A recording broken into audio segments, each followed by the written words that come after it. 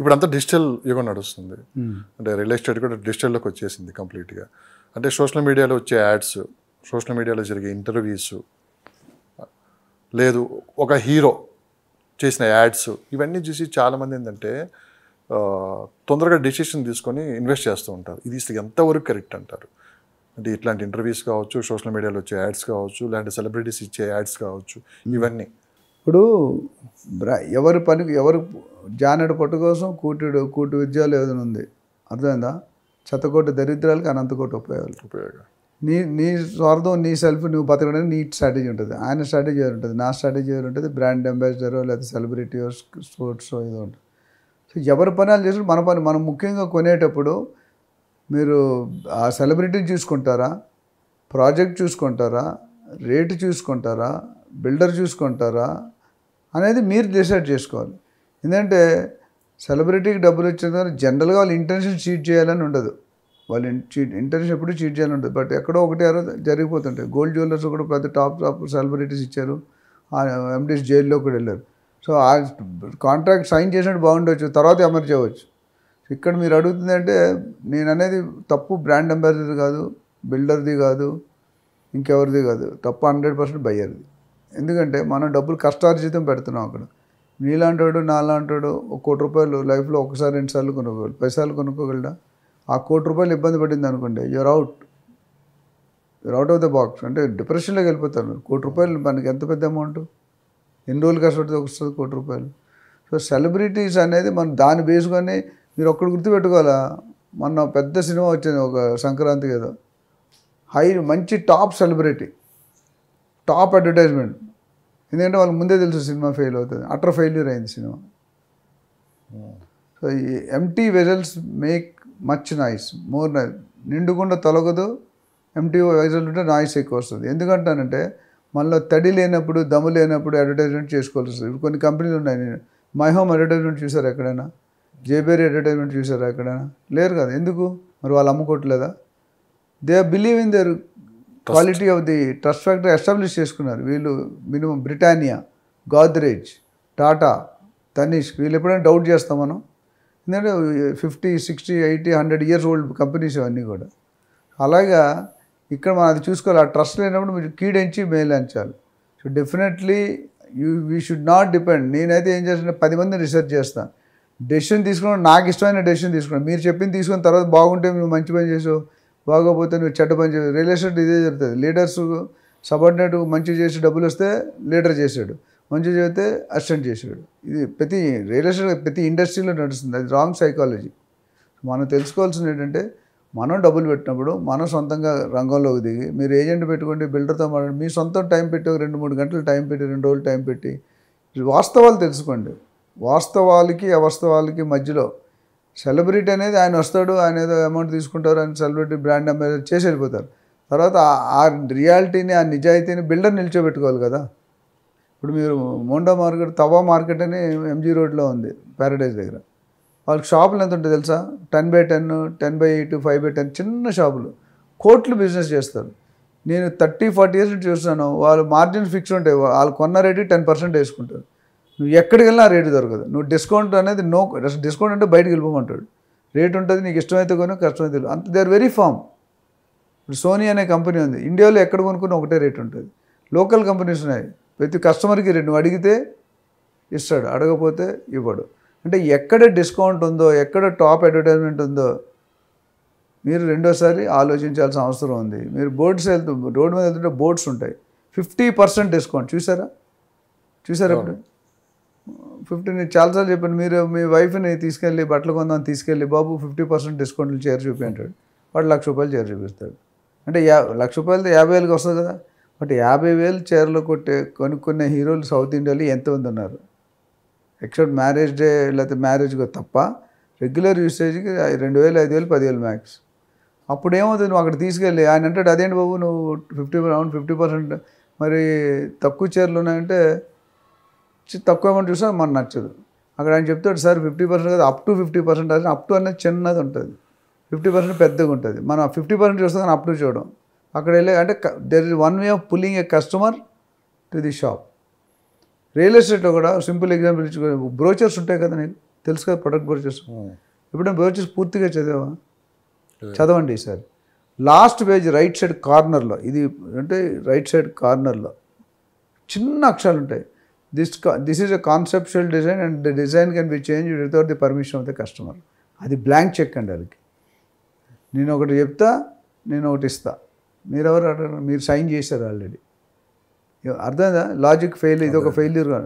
This is a conceptual design and can be change according to will and wish of the builder without permission of the customer. అంటే మీరు ఎవరికో blank cheque ఆడు ఎంతైనా amount వేసుకోవచ్చు, which is not correct. అందుకని పెట్టేటప్పుడు చదివి పెట్టాలి. మన ఇల్లు కొనే ఎమోషన్ సెంటిమెంట్ ఉంటే అక్కడ మన వీక్ పాయింట్ని అడ్వాంటేజ్ తీసుకునే మనుషులు ఉంటారు.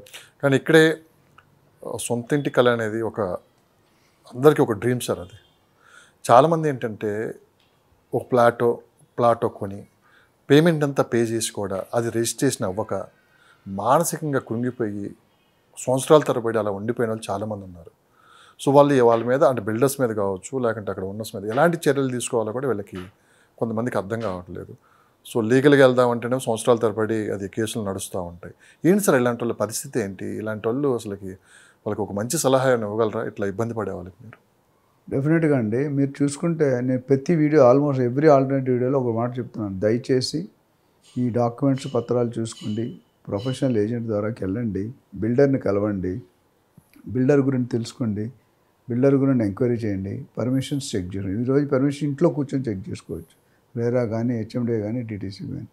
నేను ఒక వీడియోలో ఇవన్నీ చేసిన తర్వాత కూడా రిజిస్ట్రేషన్ చేయట్లేదు. ఇప్పుడు ప్రధానంగా వచ్చే కంప్లైంట్ ఏంటంటే ఇది సంవత్సరాల తరబడి రిజిస్ట్రేషన్ చేయకుండా ఆపేస్తున్నారు. ఏంటి వీళ్ళ పరిస్థితి? దీనికి మీకు ఒక 1 year బ్యాక్ డెన్మార్క్, జర్మనీలో ఒక కస్టమర్ ఫోన్ చేశారు. 4 కోట్ల ఫ్లాట్ ప్రీ లాంచ్. ఏంటి ఫ్రీ లాంచ్ కాదు, చాలా కన్ఫ్యూజ్ అవుతుంది. ఫ్రీ వేరు, ప్రీ లాంచ్ అంటే పిఆర్ఈ. సో నన్ను అడ్వైస్ అడిగడానికి డబ్బులు కట్టి కన్సల్టెన్సీ తీసుకున్నారు. నేను వద్దని చెప్పాను, ఆ ప్రాజెక్ట్ తీసుకోకండి, ప్రీ లాంచ్ అదంతా స్టాండర్డ్ బిల్డర్ కాదు, థింక్ ట్వైస్ అన్న. వాళ్ళు ఫోన్ పెట్టేసి నాకు చెప్పుకుంటే 90% అడ్వాన్స్ ఇచ్చారు. అంటే 4 కోట్లది మీకు 2.5 కోట్లకు వస్తుంది. 4 కోట్లది 2.5 కోట్లు ఎంత చేసుకుంటే ఆలోచించుకోండి. సో 90% కట్టేశారు. 2.5 crores-లో 90% కట్టేశారు. ఇప్పుడు ఏమీ లేవు వాళ్ళ దగ్గర, బ్రోచర్ లేదు, ప్లాన్ లేదు, రేరా లేదు, ఏమీ లేదు. చిన్న రిసిప్ట్ ఇచ్చాడు, అది కూడా మాన్యువల్ రిసిప్ట్. ఇదంతా కంప్యూటరైజేషన్ అయిపోయింది ఈ రోజుల్లో. సరే మనకేందుకు, మనకు తెలియదు. తర్వాత మనతో కాంటాక్ట్ కరెక్ట్ ఒక 2 months 3 months బ్యాక్ నాకు ఫోన్ చేశారు. సార్ మీరు చెప్పిన మాట వెళ్ళలేదు, మోసపోయామని. ఇప్పుడు గోతులో దిగితే నువ్వు మళ్ళీ తిరిగి రాలేవు, పడిపోతావని నీకు తెలుసు. అయినా గోతులో దిగితే ఎవరికోసం కాపాడుతాడు? చిలక్క చెప్పినట్టు నేను చెప్పాను ఇది చేయకూడదు అని, వెళ్ళా. వాళ్ళు ఓవర్ రైడ్ చేసి తీసుకున్నారు. ఇప్పుడు దాని నుండి బయటికి రావడానికి 30-40 లక్షలు ఖర్చు పెడుతుంది. కోర్టు అంటే 20 సంవత్సరాలు ఎవరు అవుతారని చెప్పి మిగతా ఇతర బలాలు వాడుతున్నారు. So which is not correct. ఇప్పుడు బిల్డర్కి డబ్బులు ఇచ్చినంత వరకే మీ కంట్రోల్ ఉంటారు, డబ్బులు ఇచ్చాక ఆయన కంట్రోల్లో ఉంటాయి. సో బిల్డర్ కొంతమంది కావాలని మోసం చేస్తారు, కొంతమంది తెలియకుండా వాళ్ళే మోసపోతారు. ప్రీ లాంచ్ అంటే ఏంటి? ఆయన దగ్గర డబ్బులు లేవు, మన డబ్బులతో ఆయన బిజినెస్ చేద్దాం. ఓనర్కి ఒక 50 కోట్లు అనుకోండి, 2.5 కోట్లు 5 కోట్లు ఇస్తాడు, మిగతా 40-45 కోట్లు మన దగ్గర కలెక్ట్ చేసి బిజినెస్ చేయాలనుకుంటాడు. ఆయన ఇంటెన్షన్ మంచిదే, డాక్యుమెంట్ చూసుకోకుండా ముందు అడ్వాన్స్ ఇచ్చేస్తాడు, మరి వేరే వాళ్ళు కొనేస్తారు వేరే వాళ్ళు. ఆ డాక్యుమెంట్ చెకింగ్కి వెళ్ళినప్పుడు లూప్ హోల్స్ ఉంటాయి. ఎస్పెషల్లీ హైదరాబాద్లో 80% of the lands are litigated. చెన్నైలో 100% of the lands are better. అక్కడ కల్చర్ వేరు, ఇక్కడ కల్చర్ వేరు. సో 80% ఉన్నప్పుడు ఆ ప్రాసెస్లో ఏమైంది, దానికి లింక్ మిస్ అయింది డాక్యుమెంట్. సో గవర్నమెంట్ పర్మిషన్ ఇవ్వడు, రేరా పర్మిషన్, అప్పుడు ఆయన ఎలా కడతాడు? కానీ అప్పుడు మీరు ఇచ్చి ఇదంతా వేసారు 1 year 2 years పడుతుంది కదా, ఈలోటి డబ్బులు ఖర్చు అయిపోతాయి. అప్పుడు బిల్డర్ అడిగితే ఇస్తాను ఇవ్వనండు, కానీ ఇవ్వలేడు.